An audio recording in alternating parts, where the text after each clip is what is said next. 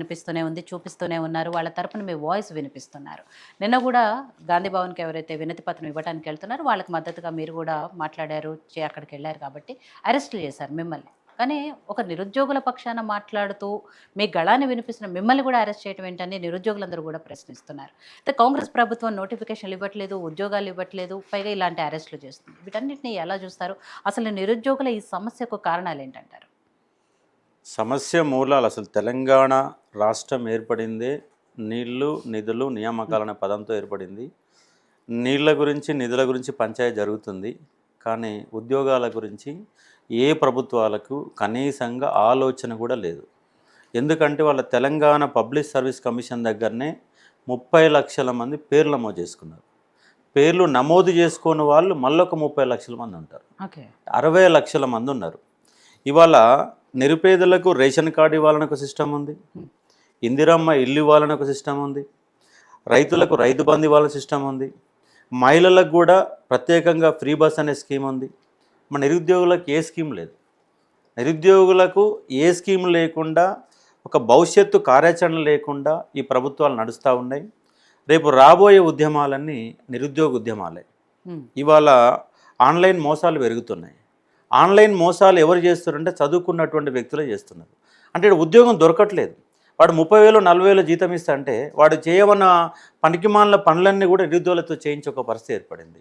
అంటే ఈ ప్రభుత్వాలకి భవిష్యత్తు కార్యాచరణ లేని కారణంగా, పైగా ఉచితాలను అలవాటు చేసి రాష్ట్రం యొక్క బడ్జెట్ని అగమ్యగోచరంగా మార్చి రాష్ట్ర భవిష్యత్తునే తాకట్టు పెడుతున్నారు ఈ రాజకీయ నాయకులు. ఎవరి కోసము? కేవలం వాళ్ళ రాజకీయాల కోసం మాత్రమే. అధికారంలోకి ఎలా వచ్చాను, అధికారాన్ని ఎలా కాపాడుకోవాలా, అధికారంలోకి వచ్చినాక ఎంత సంపాదించాలా, మళ్ళీ అధికారంలో రావడం కోసం ఎంత ఖర్చు పెట్టాలా, ఈ ఆలోచనే ఉంటుంది తప్ప నిజంగా నిరుద్యోగులపైన గత టీఆర్ఎస్ ప్రభుత్వానికి చిత్తశుద్ధి లేదు, ఈ ప్రభుత్వానికి చిత్తశుద్ధి లేదు. వాస్తవంగా ఈ నిరుద్యోగ సమస్య పెద్ద సమస్య. దీనిపైన పెద్ద ఎత్తున చర్చ జరగాలి. ఫస్ట్ అసలు నిరుద్యోగ సమస్య మూలాలు ఏంటి, మన ఎడ్యుకేషన్ సిస్టమ్ ఎట్లా ఉంది, ప్రజెంట్ ట్రెండ్కు అనుగుణంగా మన ఎడ్యుకేషన్ డిగ్రీ స్థాయిలో, ఇంటర్మీడియట్ స్థాయిలో కరెక్ట్ సిస్టాన్ని అందజేస్తున్నామా? ఇవాళ బీటెక్ అయిపోతుంది, ఎంటెక్ అయిపోతుంది, కరెక్టుగా ఒక లెటర్ కూడా రాయలేని పరిస్థితులలో ఇవాళ చదువుకున్నటువంటి వాళ్ళు ఉన్నారు. ఇవాళ బీటెక్ కాలేజీలు కానీ, ఎంటెక్ కాలేజీలు కానీ, డిగ్రీ కాలేజీలు కానీ ఏం తయారు చేస్తున్నాయంటే కేవలం సర్టిఫికెట్లు తయారు చేసే వ్యక్తులను తయారు చేస్తున్నాయి. సబ్జెక్టు క్వాలిటీ ఉన్న వాళ్ళని తయారు చేయట్లేదు. క్వాలిటీ లేరని కాదు, ఒక 10% ఒక 15% ఉండి వాళ్ళు బయటికి వెళ్ళిపోతున్నారు. 80% మంది సరైనటువంటి సబ్జెక్టు లేకుండా బయటకు వచ్చి పేరుకు బీటెక్ అయిపోయింది, ఎంటెక్ అయిపోయింది, 15,000 రూపాయల జీతం దొరకని పరిస్థితులలో, 20,000 రూపాయల జీతం దొరకని పరిస్థితులలో టాలెంట్ లేక జొమాటోలో, స్విగ్గీలలో పనిచేస్తున్నారు. అంటే ఫస్ట్ మూలం ఏంటంటే ఎడ్యుకేషన్ సిస్టాన్ని బాగు చేయాలా. ఇవాళ హైదరాబాద్ అనేది పెద్ద హబ్బు, మామూలు హబ్బు కాదు. ఇవాళ తెలంగాణలో ఎంతమంది నిరుద్యోగులు ఉన్నారో అందరికీ ఉపాధినిచ్చే సత్తా హైదరాబాద్ నగరానికి ఉంది. కానీ హైదరాబాద్ నగరంలో తెలంగాణ బిడ్డ లేడు. ఇవాళ టోటల్ నాన్ లోకల్ అడ్డగా మారిపోయింది. కింది స్థాయి ప్లంబర్ లాంటి వర్క్, అలాగే కార్పెంటర్ లాంటి వర్క్ ఏమో ఒరిస్సా, బీహార్, ఉత్తరప్రదేశ్ లాంటి వాళ్ళు ఇక్కడికి వచ్చేస్తే, గుజరాత్, రాజస్థాన్ వంటి వ్యాపార రంగంలో స్థిరపడితే, సాఫ్ట్వేర్ రంగంలో ఆంధ్ర వాళ్ళు వచ్చి స్థిరపడి, తెలంగాణ వాళ్ళు ఇవాళ దాదాపు ఉన్న ఒక 100% అనుకుంటే 70% మంది హైదరాబాద్లో నాన్ లోకల్సే ఉన్నారు. నాన్ లోకల్స్తో నిండిపోయింది హైదరాబాద్. 30% మంది తెలంగాణ వాళ్ళు. అసలు తెలంగాణ రాష్ట్రం ఎవరి కోసం తెచ్చుకున్నాం? తెలంగాణ బిడ్డల కోసం తెలంగాణ తెచ్చుకుంటే తెలంగాణ వచ్చిన తర్వాత వచ్చిన మార్పు ఏంటి? ఎక్కడ ఏ వర్గంలో మార్పు వచ్చింది? అగ్రికల్చర్లో మార్పు వచ్చింది. 24 గంటల కరెంట్ వచ్చింది. టీఆర్ఎస్ క్రెడిట్ అని కాదనట్లేను. 24 గంటల కరెంట్ వచ్చిన కారణంగా దేశంలోనే అత్యధికంగా వరి ఉత్పత్తి చేసే రాష్ట్రము తెలంగాణ రాష్ట్రం. అది అగ్రికల్చర్లో బాగానే చేశారు.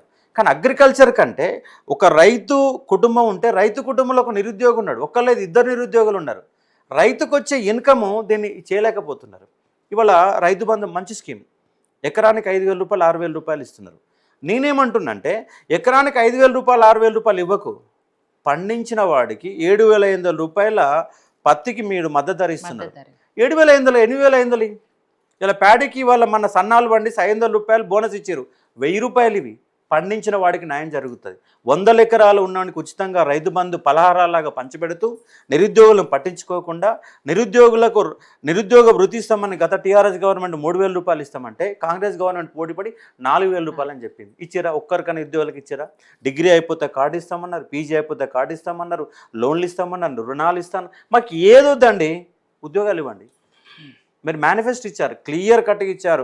ఫేజ్ 1 జూన్లో ఇస్తాం, డిసెంబర్లో ఫేజ్ 2 ఇస్తాం, 2 లక్షల ఉద్యోగాలు ఇస్తాం. చాలా బరాబరి రాసుకొని ఒక్క ఉద్యోగం ఇవ్వలేదు. నాట్ ఓన్లీ గవర్నమెంట్ ఒకటే కాదు, ఈ వ్యవస్థకు పరిష్కార మార్గం నాట్ ఓన్లీ గవర్నమెంట్ ఒకటే కాదు, ప్రైవేటు రంగంలో కూడా ఉపాధి మార్గాలు అన్వేషించాలా. మేధావులు దీనిపైన చర్చ మొదలు పెట్టాలి. ఇవాళ చర్చ మొదలు పెట్టకపోతే భవిష్యత్తు అంధకారం అవుతుంది. కాబట్టి మేధావులంతా ఒక చర్చ మొదలు పెట్టాలా. ఇంకొక 15-20 రోజులలో నిరుద్యోగ హక్కుల వేదిక ఆధ్వర్యంలో రాష్ట్ర వ్యాప్తంగా ఒక మేధావులతో ఒక రౌండ్ టేబుల్ కాన్ఫరెన్స్ కానీ ఒక సెమినార్ కానీ ఖచ్చితంగా పెట్టి చర్చను మొదలు పెట్టాలని చెప్పేసి ఆలోచన చేస్తూ ఉన్నాం. ఎందుకంటే నేను ఒక జర్నలిస్టుగా ఒక 15 ఏళ్ళ వరకు పనిచేశాను. పైగా ఎడ్యుకేషన్ అనే విభాగంలో పనిచేశాను. నోటిఫికేషన్లు ఏంటి, ప్రైవేట్ రంగం ఏంటి, గవర్నమెంట్ రంగం ఏంటి, దేశంలో ఎలాంటి ఉద్యోగాలని, బయటికి పోతే ఎలాంటి ఉద్యోగాలను ఒక లెక్కలు మొత్తం తీసి ఇప్పుడు తెలంగాణలో కంపెనీలు ఇవాళ రేవంత్ రెడ్డి చెప్పినా, ఇంతమంది కేటీఆర్ చెప్పినా, ఇగో మేము ఇన్ని వేల కోట్ల పెట్టుబడులు తెచ్చినాం, అన్ని వేల కోట్ల పెట్టుబడులు తెచ్చినాం. మరి ఆ పెట్టుబడిలో తెలంగాణ బిడ్డ ఉన్నాడా? ఒక కంపెనీ పెడుతున్నావు, కంపెనీ పెట్టినప్పుడు నువ్వు ఏమి ఇస్తున్నావు? వాడికి నీళ్ళు ఇస్తున్నావు, కంపెనీ పెట్టడానికి జాగిస్తున్నావు, అవసరమైతే లోన్లు ఇస్తున్నారు. వాళ్ళు కంపెనీ పెట్టిన తర్వాత వచ్చే లాభాలు మార్కెట్ చేసుకోవడానికి మార్కెట్ సౌకర్యం ఇస్తున్నావు. మరి ఎంప్లాయ్మెంట్ వానికి ఇస్తున్నావు. ఎన్ని కంపెనీలలో ప్రైవేట్ రంగంలో తెలంగాణ బిడ్డలు ఎంతమంది ఎన్ని కంపెనీలు ఎంతమంది పనిచేస్తున్నారు? కార్మిక శాఖ లెక్కలు తీయండి.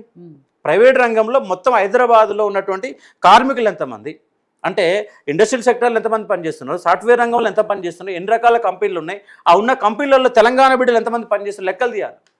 ఎందుకంటే కంపల్సరీ మరొకసారి 1952లో ఏ విధంగా అయితే నాన్ ముల్కీ గోబ్యాక్ అనే మూమెంట్ వచ్చిందో మళ్ళీ ఒక్కసారి నాన్ ముల్కీ గోబ్యాక్ అనే మూమెంట్ రాకపోతే నా తెలంగాణ బిడ్డలకు ఉద్యోగాలు దొరకవు.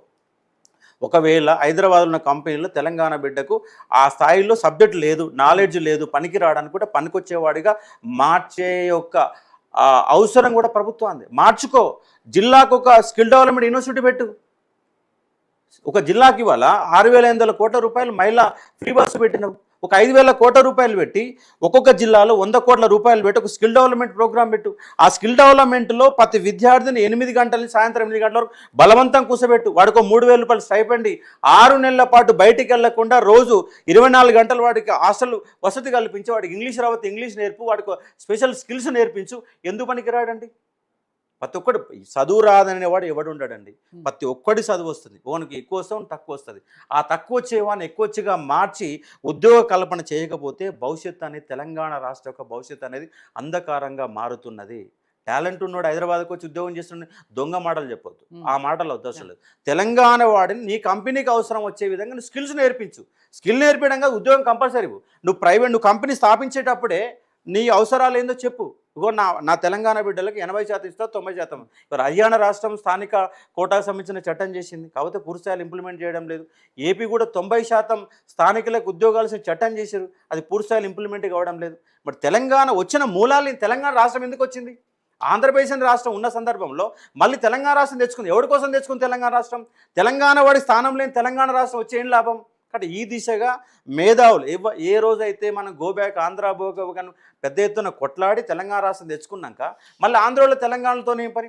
ఇవాళ హైదరాబాదులో ఇవాళ అక్కడ అమరావతి కట్టుకుంటూ అన్ని చేసుకో, అక్కడ పని చేసుకోండి. తెలంగాణ రావాల్సిన అవసరం ఏంది? మీరు అక్కడ పని చేసుకుని తెలంగాణ బిడ్డలకు ఉద్యోగాలు అనేది నా ప్రధాన డిమాండు. దాంతోపాటుగా వీళ్ళు ఇస్తున్నటువంటి మేనిఫెస్టో ఖచ్చితంగా ఇంప్లిమెంట్ చేయాలి. దానికోసమే కొట్లాడుతూ ఉన్నాం. నిన్న మేము చర్చల కోసం పోతున్నాం, వినతి పత్రాలు ఇస్తామంటే చెప్పేసి కేసు పెట్టారు. అఫ్జల్ గంజ్ పోలీస్ స్టేషన్లో కేసు పెట్టి రాత్రి 8:30కి నీ మీద కేసు పెట్టమని చెప్పేసి జడ్జి గారి ముందు 10:30 గంటలకు నన్ను జడ్జి ముందు ప్రవేశపెట్టారు. జడ్జి ముందు నా వాదన, నేను లాయర్ కూడా తీసుకోపోకుండా నా వాదన క్లియర్ చెప్పాను. రాష్ట్రంలో ఒక భవిష్యత్తు ఏంది, 30 లక్షల మంది నిరుద్యోగుల కోసం నేను కొట్లాడుతున్నాను. ఒక పిహెచ్డి స్కాలర్ని నేను. పైగా నేను ఉద్యమంలో పాల్గొన్నా, పుస్తకాలు రాసుకున్నా, విద్యార్థుల కోసం కొట్లాడుతున్నా, తక్కువ ఫీజులతో కోచింగ్ ఇచ్చాను, 1 రూపాయితో ఇచ్చిన కోచింగ్ ఇచ్చాను.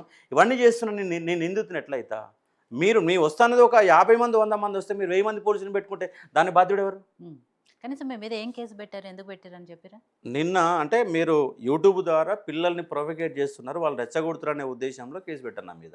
ఓకే. అంటే సోషల్ మీడియాలో మాట్లాడేటటువంటి హక్కు నాకు లేదా? ఆర్టికల్ 21 నాకు స్వేచ్ఛ కల్పిస్తలేదా? వాళ్ళ రేవంత్ రెడ్డి పొద్దున మాట్లాడితే 100 మంది తిడుతున్నాం, మరి రేవంత్ రెడ్డి మీద ఎందుకు కేసు పెట్టారు? అంటే రేవంత్ రెడ్డికి ఉన్నటువంటి స్వేచ్ఛ నాకు లేదా? రేవంత్ రెడ్డి అన్ని పార్టీల మీద, రాష్ట్రంలో అన్ని పార్టీల మీద బురద జల్లుకుంటూ ఇష్టానుసారం మాట్లాడినప్పుడు ఆయనకు లేని స్వేచ్ఛ, ఆయనకున్న స్వేచ్ఛ ఉన్నప్పుడు నాకెందుకు స్వేచ్ఛ ఉంటుంది? చట్టం ముందు అందరి సమానం ఆర్టికల్ 14 చెప్తుంది.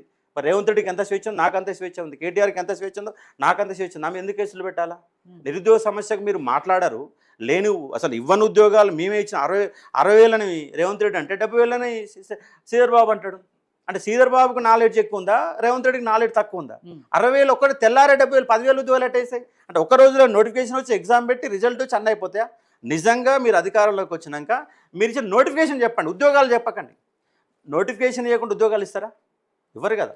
దాంట్లో కొన్ని లోపాలు ఉంటే సవరించిన దానివల్ల మొత్తం అట్లంటే మీరు చెప్పుకోండి, ఏమని చెప్పుకోండి. మేము 1952లో హైదరాబాద్ రాష్ట్రంలో కాంగ్రెస్ గవర్నమెంట్ అధికారంలో ఉంది, అయ్యాలు ఇచ్చిన ఉద్యోగాలు ఇవి. తర్వాత 56 నుంచి 2014 వరకు మా కాంగ్రెస్ గవర్నమెంట్ అధికారంలో ఇవన్నీ ఉద్యోగాలు మాయని చెప్పేసి 5 లక్షల ఉద్యోగాలు లెక్కలు చెప్పేసి మొత్తం క్లోజ్ చేయండి, మీ ఉద్యోగాలు ఇచ్చేది ఆల్రెడీ చేసి చెప్పండి. అట్లా చెప్పి లెక్కలు తీస్తాయి కదా. సో రవి గారు, నిన్న సాయంత్రం కూడా మనం డిబేట్లో మాట్లాడాము, మిమ్మల్ని కూడా అరెస్ట్ చేశారు, జైలు నుంచే డైరెక్ట్గా ఇక్కడికి వచ్చి మీరు మాట్లాడారు కాబట్టి నిన్న టైం సరిపోలేదు, దాంతోనే ఇవాళ మనం ఎక్స్టెండ్ డిబేట్ కూడా పెట్టుకున్నాం కాబట్టి. అశోక్ గారిని మీకు ఎవరైతే మద్దతు తెలుపుతున్నారో అశోక్ గారిని అరెస్ట్ చేశారు, మిమ్మల్ని అరెస్ట్ చేశారు, జస్ట్ మీరు పోనీ గాంధీ భవన్ ముట్టడి